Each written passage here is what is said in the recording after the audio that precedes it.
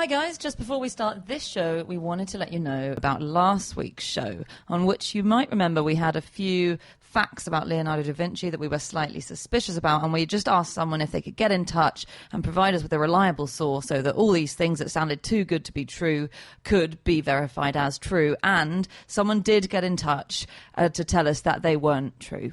I'm afraid Leonardo da Vinci doesn't seem to have had a long and lustrous career as a chef. He may not have even made the giant whisk.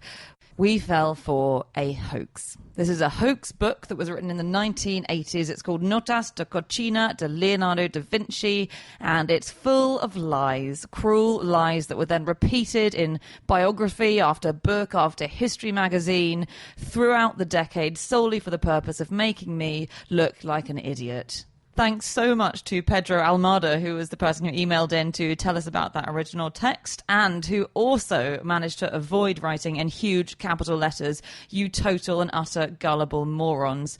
Very grateful to him for being so restrained on that front and for letting us know. And I'm so sorry to the rest of you for saying these things that turned out not to be true. Won't happen again. I promise the upcoming podcast is almost entirely true. Okay, on with the show.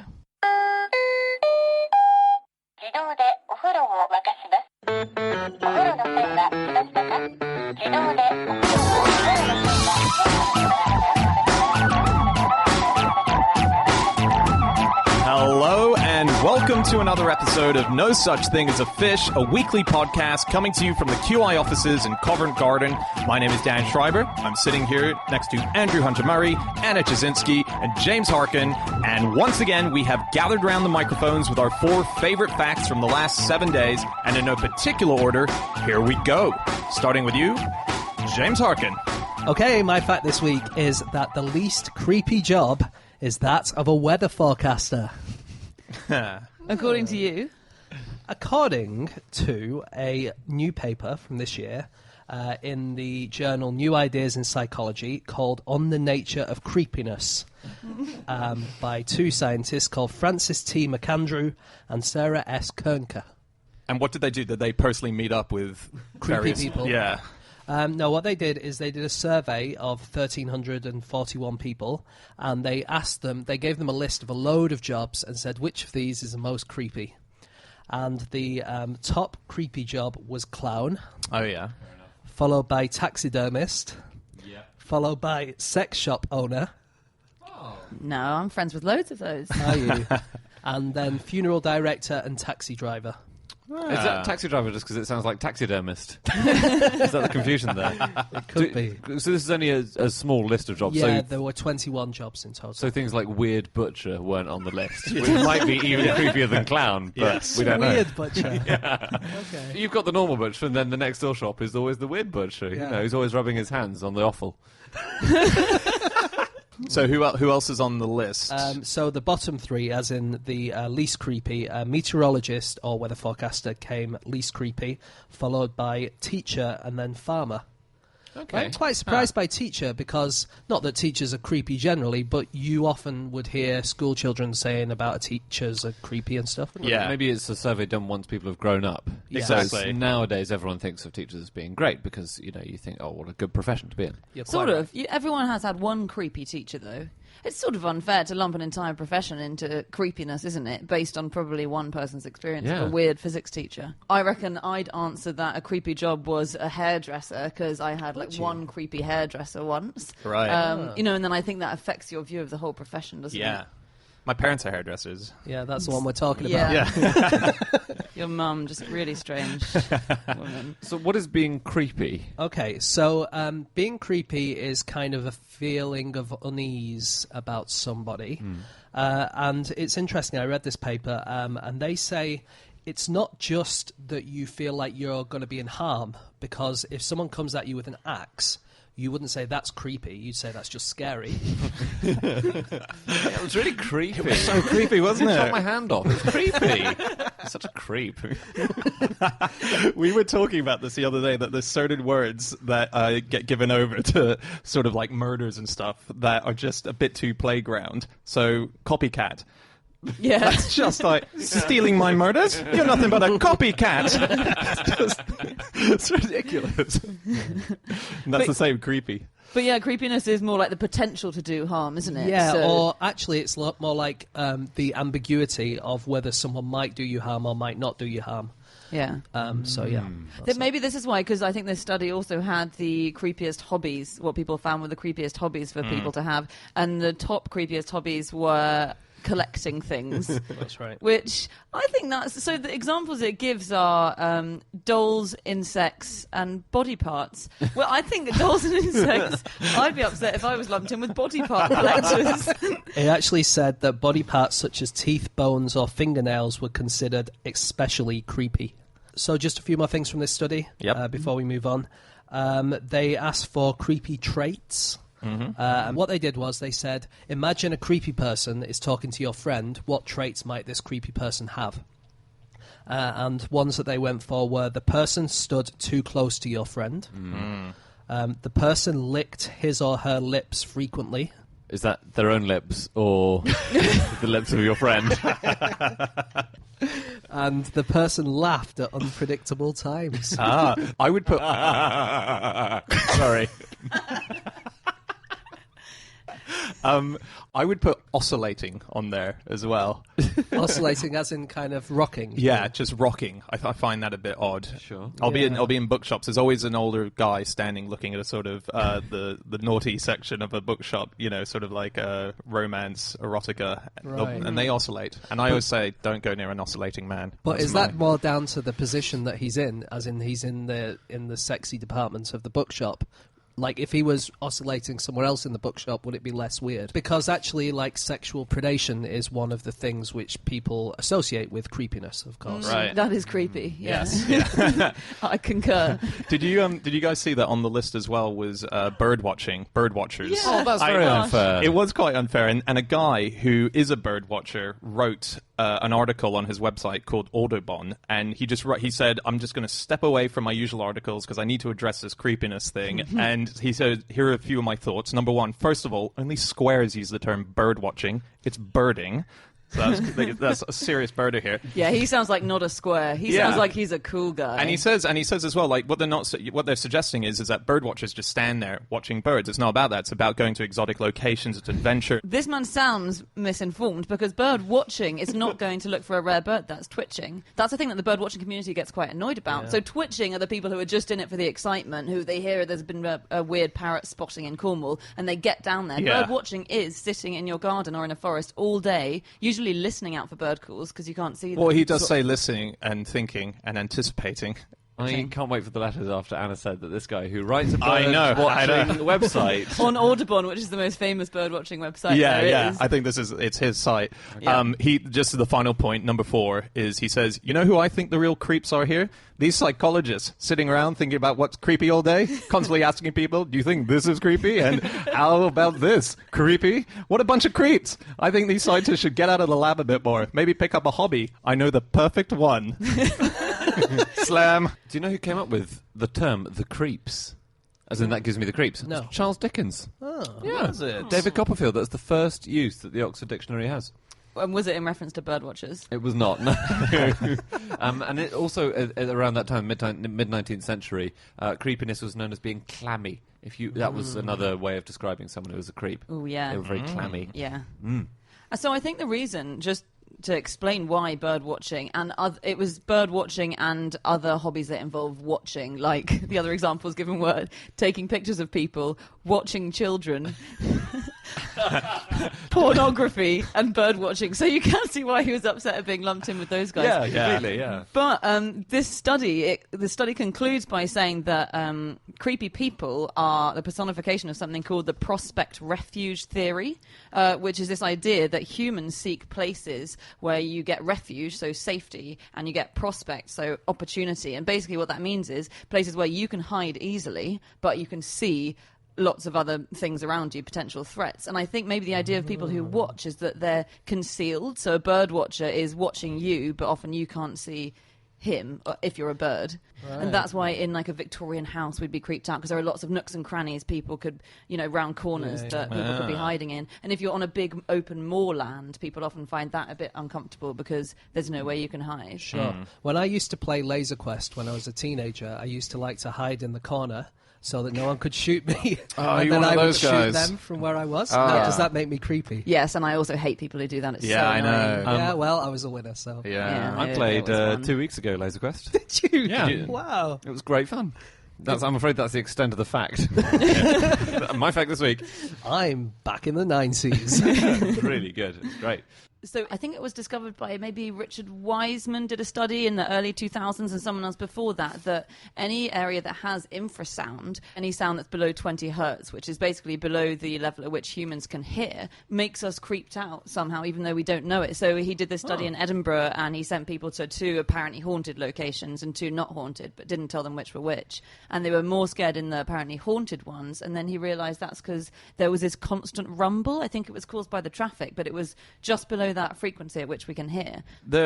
I'm sure this must be made up, but I remember at school someone telling me that when Hitler did all of his speeches, what they used to do is before he came on, it was that kind of noise, so there was an unsettled feeling amongst everyone who was there for the speech, and then as soon as Hitler would come out, they would turn the sound off, and the matching of the sense of calm from the sound disappearing with this person who you were there to see, it was like, our leader's here kind of thing. Is that true at all? Wow. I've read that. Right. I don't know if it's true. Do we think Theresa May just keeps forgetting to turn the machine off when she starts? Clowning was number 1 on the list of creepy occupations, right? Yeah.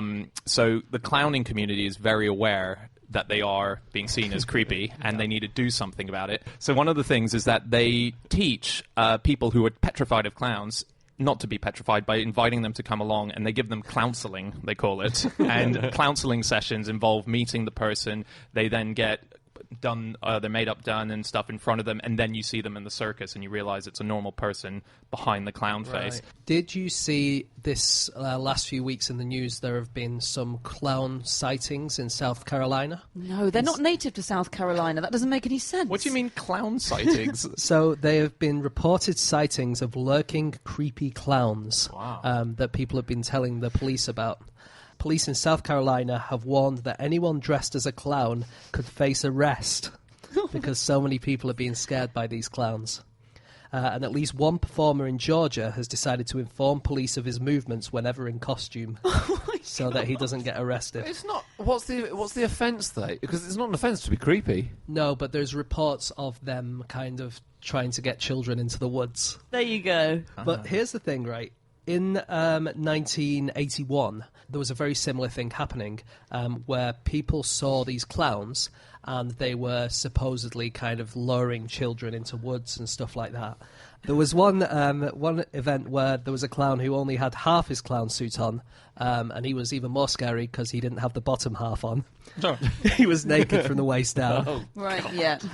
But they had over 20 calls at this time, and it was in the newspapers. But they found out that basically no adults had seen any of these clowns.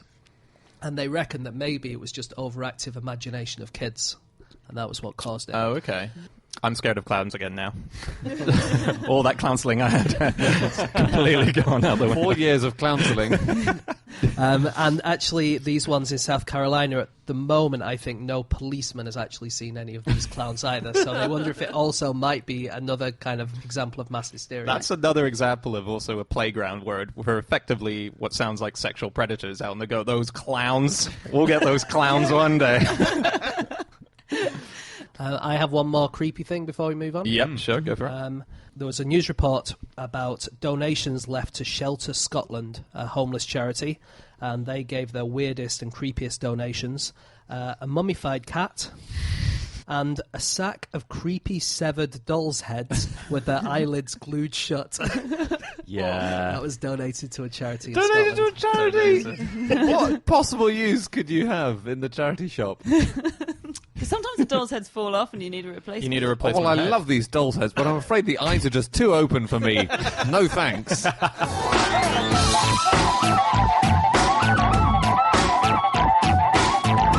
Okay, it's time for fact number 2, and that is my fact. My fact this week is that self-driving cars are playing Grand Theft Auto in order to learn how to drive better.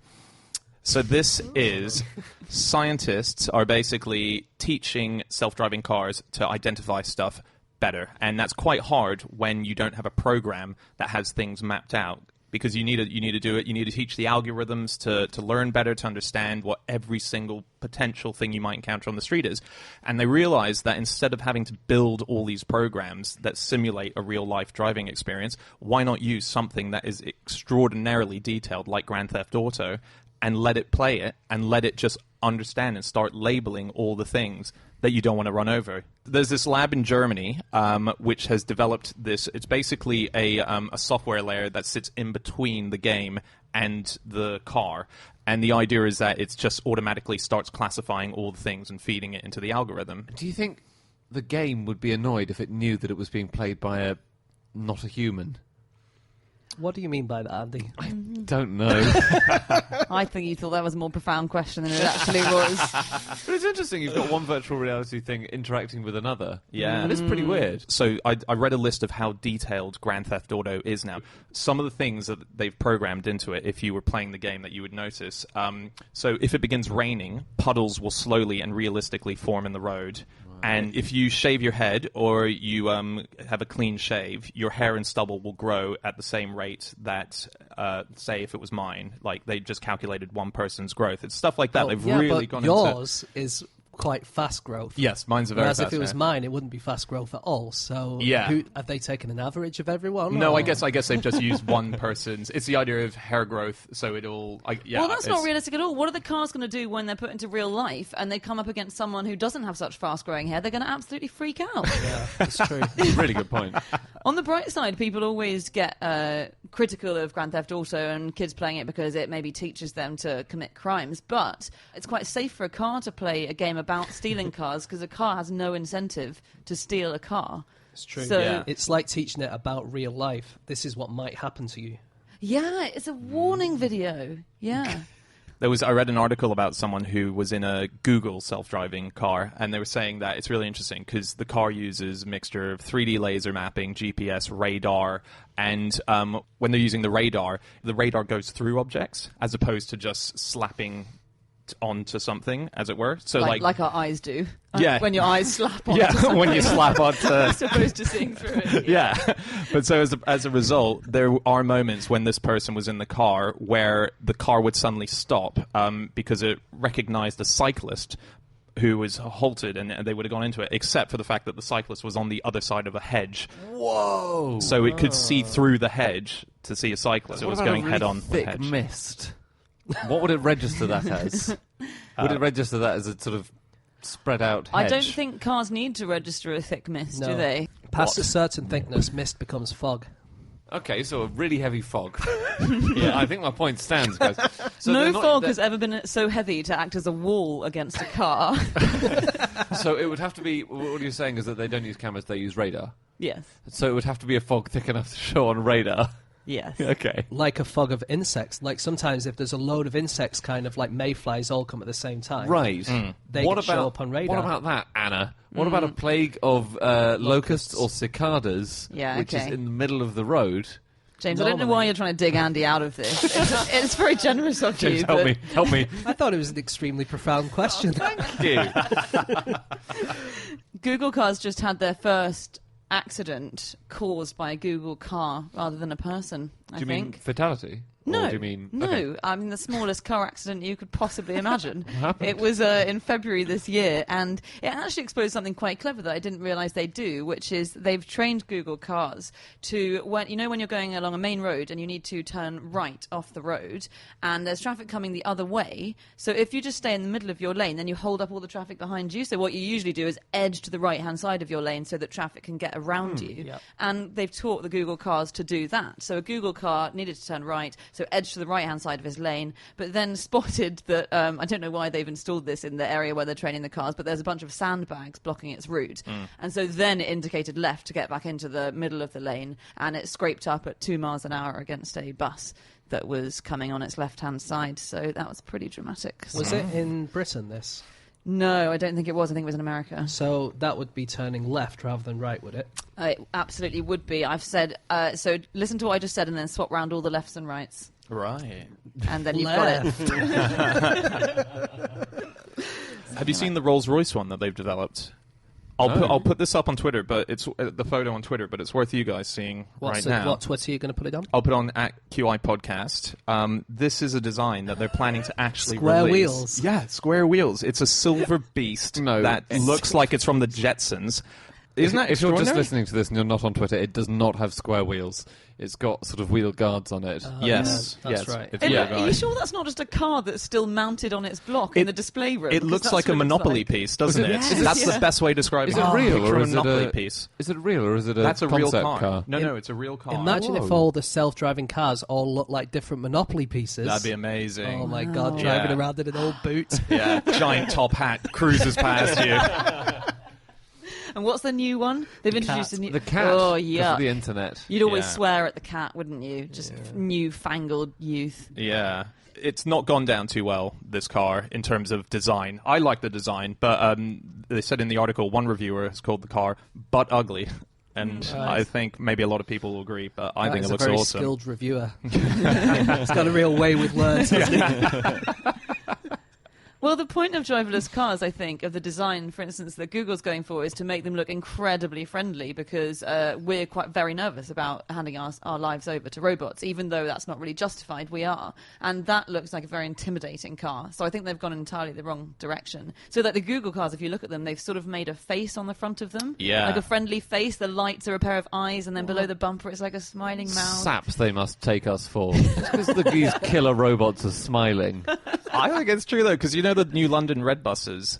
To me, they look like they're pissed off with me. Anytime I see one from the front, I'm like, that bus is angry That's with the me. drivers, Dan. And it's because you keep standing in front of them. So there was an interview with a guy called Barry Kirk, who was an expert from the Canadian Automated Vehicle Centre of Excellence, and he was very worried that people would start having sex in driverless cars. Oh, yeah. Because you're not driving, so what are you going to do? Like, Yeah. whenever I'm not driving, I'm always having sex. So, but that's what Either driving to sex, driving away from sex, or having sex. or driving people away from sex. He was saying, he reckons that people will be in cars and they'll not be driving, and they'll be like, well, what are we going to do? So we'll have sex. And he thinks that's going to be a problem because... All right, Mum. Every school run. Oh dear. But yeah, he thinks that this is a problem because when the humans have to kind of take over because something goes wrong, they'll be having sex. Yeah. Right. I'll be playing a board game, thanks very much. I'll be neatly folding a cardigan. Andy's post-sex ritual. That's Andy's chat up line. Nice cardigan. I'll be folding that later. You know where your cardigan would look good? Folded up in a drawer. Do you guys know how old driverless cars are? When they date back to? 5 years. That is... Thanks, that's really sweet of you to do that, because it's actually much longer ago than that. Is it? And it's going to make my fact sound even better. 5,000 years. You dickhead. No, so the earliest driverless cars date back to the 1920s. And actually, you'll see various articles refer to the earliest one as being called the Linrickan Wonder, which was made in 1926. And it was radio-controlled. And so there was someone driving in a car behind it who had a radio connection to the car in front. Then I searched in the British newspaper archive for this. And there's actually an earlier one that it referenced in 1921. So this was in Ohio. And again, it was the same idea. It was invented by this guy called Captain Vaughan, who drove another car 17 yards behind it and controlled it with a little remote control. Oh, wow. And it said, the article said, to the surprise and dismay of passers-by, it made its way through the main streets, obeying the traffic signals, taking the turns, and blowing its own horn at careless pedestrians. So it had an automated That's horn really as cool. well. Some things on Grand Theft Auto. Yeah, sure. So if you you can get your character on Grand Theft Auto, look at their smartphone and open some websites. And Grand Theft Auto has more websites than North Korea.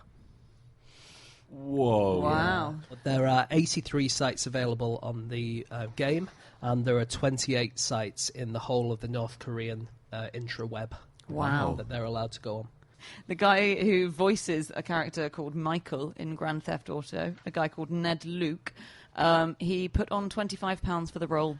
For the voice role. Wow. He's a method actor, and he said he wanted to really get into the physicality of this role, put on some weight, dedication. That's amazing. That's incredible. If you complete the game, having found every peyote location, this is Grand Theft Auto 5, and complete the mission, the last one, without killing the Sasquatch first, and then you play another go of the game as Franklin on a Tuesday between 5:30 and 8:30 while the weather is foggy, then you can play as a Bigfoot. You can play as a is Yeti. Awesome. That's so Very cool. Oh, there must be videos of that on YouTube. There probably are, yeah. And it was, for a long time, it was a kind of a conspiracy theory between Grand Theft Auto players that you would be able to do this, but no one knew how to do it. And then someone just found out how to do it. Right. That you describing that, knowing that you've never played it, and neither have I, it was kind of like listening to grandparents talk about the internet. Like yesterday when my friend's mum asked me to send her an app of the show that I do. Oh, yeah. And yeah, just hearing you trying to pronounce all the words in Grand Theft Auto. It was... Most of those words were perfectly normal English words. You just sounded not comfortable doing it. You're quite right.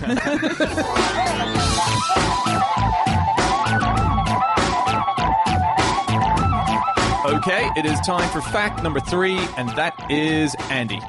My fact is that kookaburras are born with a hook in their upper beak, which is specifically for murdering their siblings. We all have that. Okay, that was creepy. That was creepy. So this is what's known technically as a morphological specialization for sibling rivalry. So it's basically like having an arm just for hitting your brother with.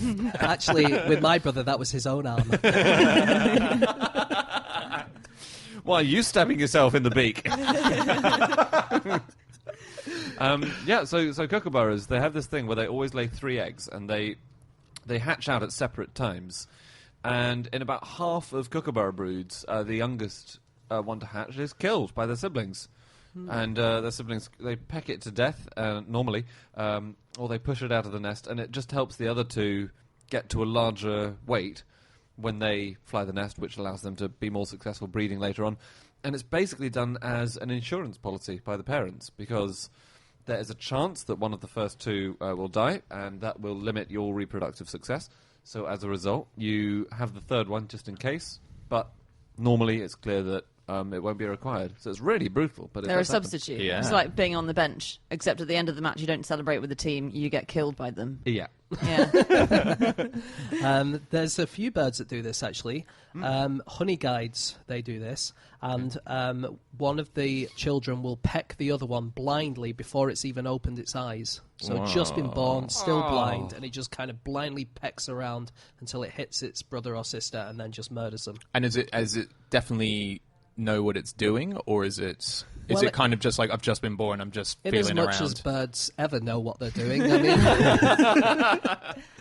It's not an accident, though. I think you couldn't really defend the accidental, repeated killing of your siblings just because it's saying you were flailing around. Oh, yeah, definitely. I wouldn't say it's an accident. Okay, so they mean... No. So, for instance, They mean war. black eagles do this as well. And once they were studying them, and they found that one of the larger eaglets pecked the smaller one 1,569 times before it died. Right. So you couldn't really call that an accident. Right. There is a thing about eagles. This is bald eagles, I think, but it's really interesting. So they have, again, three chicks, and the first 2 to hatch, they have this massive dose of testosterone in the egg yolk. And there's a scientist from the University of Oklahoma called Douglas Mock who said, I think this is brilliant, the yolk is like a bagged lunch that the kid takes to school. You can either give your kid a lunch packed with steroids, so he'll be a brute by recess, or you can give him peanut butter.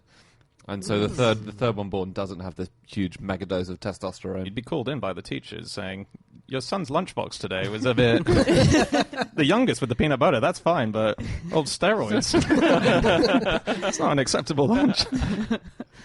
So this is what's so cruel about it, is the parents sort of deliberately set the situation up. And sometimes the kids will be fighting and the parent knows which is the weakest, the one which needs to die, and will hold that one down so that the others can get at it. Oh... It's a really bad example to be setting your children, I think. Yeah. Yeah, it is. Do you know what I thought was weird about kookaburras is that the female who gives birth controls the timing of when she lays the eggs, and that's part of her strategy. So by timing them so that the eggs hatch at different times, it means that they're slightly different sizes, the kids, so it sets up some to be able to beat the others. Right. But also, the first egg that she lays is male, and the second egg is female. So the first egg to hatch is male, second is female, and the third is 50-50. Could go either way. Lucky dip. Yeah. Wow. Isn't that strange? You know, kookaburras used to be called the ha-ha pigeon. Isn't that the best nickname? I thought they were called laughing jackasses. They get called that too. They have a lot of names. Yeah. The breakfast bird, because they have this really loud laugh, and it sounds like they got called the settler's clock. Well, hang on. Why you started explaining why they're called breakfast, and they have a laugh. Wakes you up for breakfast. Oh, okay. Yeah, sorry. Dan's thinking, well, I don't always laugh when I'm eating my bran flakes in the morning. And I was thinking, can I buy these in Tesco, fry them up with an egg? So you do have to finish these sentences. Sorry, breakfast bird or settler's clock. Or they also get called the giant kingfisher, because they are the largest member of the kingfisher family. They are in that family. I think Ha-Ha Pigeon's the best, though. That's brilliant. There's a very famous Aussie song that we used to sing as kids. Kookaburra Sits on the Old Gum Tree. Yeah. Very classic song. And I was reading about that song because obviously it is very famous, and I Googled it. And what came up was that there's an Aussie show called Spicks and Specks. Ages ago this happened. Adam Hills was the host. And it's like Nevermind the Buzzcocks of Australia. One of the questions was, which famous song has Kookaburra Sits on the Old Gum Tree in it? And the answer was Men at Work's I Come From a Land Down Under. Now, no one had made that connection before, and so the people who own the rights to the song Kookaburra Sits on the Old Gum Tree got in touch, sued Men at Work, and won, and $4.5 million, roughly in that region, after years and years of them having to battle it out in court, got handed over, and they lost the case, and they proved that there were two flute moments in it that copy the lines from this song, which was written by an Aussie school teacher and then handed over to a library. Wow. Yeah. I bet they felt bad, whoever set that question. Yeah. Whoops, I know. daisies. Was that Adam I'm Hills real who said sorry. it? It would have been Adam Hills, I imagine, yeah. Just a headline I found, which was sausage-addicted kookaburra too fat to fly. I thought I'd share that with And you. yet you didn't read the full article, which I did. Oh, I did as well, yeah. okay. Good. We all read the article. That's all we've done. Some links you just can't not click. She was a kookaburra and she became very fat, but from sausage handouts, as the article said. The article really is kind of summed up quite well in the headline there, isn't it? Yeah, it's true. Yeah, reading it was quite disappointing, really. There was very little more to be gained. Well, it gets attacked by dogs at one point, and then people notice it. Is it because they smell like sausages?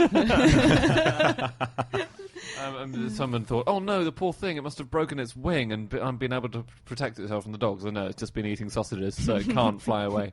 Yeah. Did you read that thing? Someone sent this to us. I think Mark Abrams had retweeted it. Mark Abrams of the Ig Nobel Prize had retweeted it. And it was from Errol Flynn's autobiography. I saw the tweet, but I didn't read it yet. Okay, so what did you read it, Andy? It's basically, he suddenly says in his autobiography that he started experimenting on ducks. He's like, I did a lot of scientific experiments on ducks, and he had read that if you gave ducks a bit of pork, so I'm just going off kookaburras eating sausages, if you gave ducks a bit of pork, it immediately goes through their system within like 2 to 3 minutes. They poo it out on the other side. So he had a thought of, what if I tied a bit of string to the pork and let it go through the duck? Right. And he did, and so it went through. And then he gave another bit of pork to another duck, and he basically created a string of duck ducks. centipede, like A duck- the human centipede. Exactly, duck centipede. Wow. And he used to charge people to come and see his scientific experiments. Oh my God. And people would come and watch Duck Centipede. This is awful. Yeah, it's in his autobiography. It got sent around on Twitter. Wow. Yeah. Rough. Do you know, there are some plants which engage in siblicide. Do they? Really? Yeah. Wow. So there's a tree in India called the Dalbergia tree, and it makes all these flat pods full of seeds, and the seeds get dispersed by the wind. They get spread around, so you get more trees elsewhere.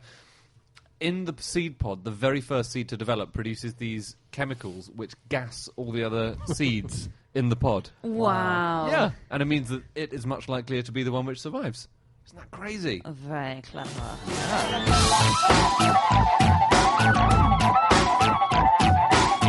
Okay, it is time for our final fact of the show, and that is Anna Chazinski. My fact is that the first ever mention of paper recommended it as a cure for frizzy hair. Oh, how does this cure work? Great question. Well, I don't think it does. Oh. Step one. Sorry, James. Just go to Boots if I were you. But I read this in a book called Paper Trail by a guy called Alexander Munro, which is such a good book. Really readable, really interesting.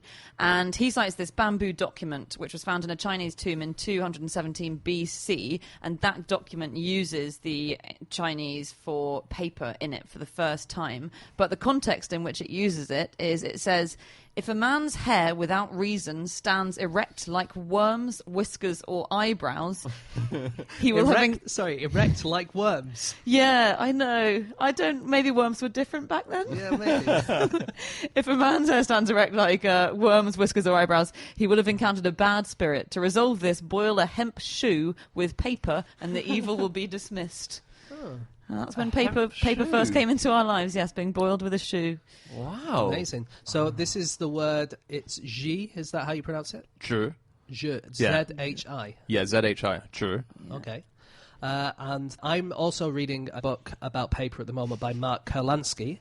And he has another time when they used this word very early. It was in 93 BC, and it was when a guard advised a prince to hide his deformed nose with a piece of paper. Did he draw a more perfect nose on the bit of paper and just hold it up? Didn't say, but that would make sense. I like it? when they do scaffolding on buildings and they put on the outside of the scaffolding what the new building's going to look like. Yes, exactly. Yeah. But for a nose. Yeah. That's very clever. My mum said when she was a kid, the Queen was once visiting the area she grew up in Manchester, and their line of terrace houses, the council decided looked a bit skanky, and so they put covers on all of their houses, so tarpaulin covers, so that the Queen would think they were nicer. Oh, wow. Yeah. That's amazing. Yeah, how weird. Like a Potemkin village kind of thing. Yeah, like exactly. a village. They might as well have just not taken her to Manchester. Why just take her to Bath? Take her to Bath and say, oh, this is Manchester. Oh, it looks a lot like Bath. Oh, no. So, paper in China, there's a thing in China, it's a sort of tomb sweeping day, basically. It happens every year, and you take paper money, fake paper money, to burn at your ancestors' graves. Yeah, I used right? to go and do that, yeah. Did you? Yeah. And so is it stacks of... I didn't have any ancestors myself, so I just had to use other people's ancestors. Did you? Yeah, honestly, it was a thing. It was a big day there in Hong Kong, yeah. And so is it like you buy Monopoly money and you burn that? It's money for the dead. It's a specific currency for the afterlife, and you burn it by the grave, and it's... Did the other people not mind that you were doing it for their ancestors? Oh, I went with friends, and also there's a lot of graveyards where it's kind of unmarked tombstones and stuff belonging to a forgotten person. Yeah, was it only money that you were burning then? No, because in Taiwan, is this what you're going to say? Well, they've now started burning cardboard iPads for their ancestors, so that they can have them in the other world. That you get helicopters and whole models of houses and plastic servants. You burn a plastic servant. So they do that. They do that largely for funerals as well. Okay. In China and Taiwan, Hong Kong, what they do is they build replicas of the things that you had in life, and maybe give it a bit of an extension so that you can bring it into the afterworld. So I've seen it go by. You see these huge. They look like giant piñata kind of things. And they bring it, to all the cremations and so on. It's amazing. Really cool. So cool. And the idea is that you get that in the next life, is it? Yes, yeah. So they will make exactly servants and little Cadillac cars and all that sort of stuff, yeah. So about the history of paper, the fact that we have paper now, a lot of it is thanks to Buddhists. So when they first started making paper, a lot of it was used for kind of holy books. But if you think about it, a Jewish book like the Torah would be just read over and over again, the same book. Mm-hmm. If you look at an old Torah, it's like really well worn, it'll be well read. Christian books would only be read by monks, so they don't really need that many of those. And the Quran you would just memorize, so you don't really need many of those. But in Buddhism, you kind of helps you to reach enlightenment. It helps you if you just copy things out lots and lots of times. And in order to do that, it's better to have a cheap writing material, and that's where paper came in, or one of the reasons why it proliferated so much in the early days. Very interesting. That's so cool. And we should say we're talking about tree-based paper, because Tree or rags. You've got papyrus. Tree or rags. Yeah, because you've got papyrus, which is earlier and is made of reeds, basically, and then you've got loads of other styles. Actually, when you say tree or rags, this definition of paper that Munro uses isn't rags. That he says specifically that paper needs to be plant-based and it needs to be properly pulped. So it can't even be plant-based and sort of flattened out. paper for him is pulped, plant-based. So that's what the paper in my original fact refers to. The bizarre thing about the invention of paper, which happened probably in like 100 or 200 BC, is what you're doing is you're taking bits of plant material, you're mushing it down so you release all the cellulose which is inside it, and then you're adding water and spreading it out, and then the cellulose mashes together and becomes paper. But no one discovered cellulose until 1838. So how on earth do you come up with this idea of making paper? It doesn't make any sense at all. That's cool. weird. Because that's it. It's all these very, very long fibres that you get, and it's better if you boil down your tree pulp rather than chopping it up. Because that shortens the fibres loads. It was very popular for making kites in China, ancient China, and there was a 5th century Chinese emperor who ordered that people should be executed by attaching them to kites and having them fly away. Which I don't think would have worked in reality, but that's what he instructed. Yeah, nice. What a way to go. Quite a nice way to go, I suppose. Everyone's singing "Let's Go Fly a Kite." That would have been a morbid ending to Mary Poppins. Actually, one of my favourite things about paper has always been that paper was invented by wasps long before it was invented by humans. And actually, wasps taught us how to make paper. Okay, are you reading my notes?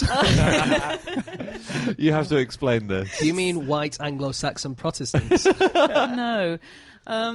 Paper wasps are wasps that make their nests out of paper, essentially, and they do it by chewing up wood and pulping it like we do, and then exuding it in the same process. Wait, we don't chew up wood to make paper. Oh, is that not how you've... That's what my notes are on. That's why they're a bit damp. But it was. So it's the same process, basically. It's exactly the same process. And in fact, when I say they taught us how to make paper, they taught us in the West how to make paper because we were thousands of years behind the Chinese in this. So this was in the 18th century. A French scientist called René Romeu in 1719 observed these wasps making paper nests. And he wrote down... in a book saying, I think we could use this. We could make paper like this as well. This seems like a really good thing to do. But never actually tries it. And then I think about 50 years later, a guy called Jacob Schaffer read his book and thought, yeah, good idea. I'll give it a go. And he made paper that way. We definitely had paper before that, though, because the Moors brought it over to Spain in the 11th century or so. Yeah, that's what I thought. So I wonder if it is exactly the same process or if Might be it's... different. I think it might be a different The amazing pulping thing process. is that wasps do not, to this day, know what cellulose is. But incredibly, they retain the capacity to make paper. Do you think we're going to be the equivalent of Spicks and Specks here, where a wasp is going to be listening to our show, realise the amount of money they owed for this invention? So, for rag-based paper, sort of cotton-based paper, they needed ammonia to make it. And so you would get ragmen in lots of large cities going door to door saying, do you have any spare urine? Yeah. That was the thing. And people almost always do if you wait long enough. In fact, I would say that all urine I produce is spare. But that is true, actually. In all the old paper mills, it wasn't just the ammonia of the urine. They would make the paper out of old rags, and that would come from, like, soiled clothing. And so you would go to a paper mill, and it would be the smells of soiled underwear and stuff, and the smell of urine, and that's basically what it would be like. Wow. Great news. I've just shat and wet myself. I'm a paper magnate.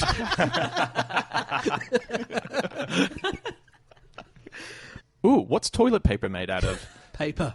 Yeah, I was going to say, but if you've pissed yourself, is that then going into... Is it like a circular... There are two kinds of loo paper. So there's what they call virgin loo paper, which is made of tree pulp that has never been used for anything before. It's only been turned into loo paper. Does it have Richard Branson's face on it? Or... And Jeremy Corbyn sat in the toilet going, there's nowhere for me to sit in here. And the other kind is recycled loo paper, which is not recycled loo paper, it's recycled things like office paper. Yeah. The other thing about these paper mills is at night time they would close them because they were really noisy. But then often they, if they had a big order, they'd go on all night and everyone would complain. But they'd close them at night, and then children would crawl around the machinery cleaning the little bits and pieces. And then in the morning they would get hauled out, dried with rough cloths, spanked to remove numbness from their skin, given a large glass of wine and sent to bed.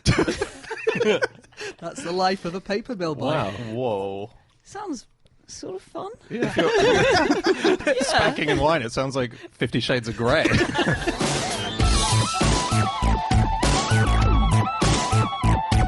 Okay, that's it. That's all of our facts. Thank you so much for listening. If you would like to get in contact with any of us about the things that we have said over the course of this podcast, we can be found on our Twitter accounts. I'm on @Schreiberland. Andy? Andrew Hunter M. James? Egg-shaped. And Anna? You can email podcast@qi.com. Yep. Or you can go to our group account, which is @QI Podcast, or go to our website, nosuchthingasafish.com, where we have all of our previous episodes, and nosuchthingasthenews.com, which has all of our previous TV show episodes.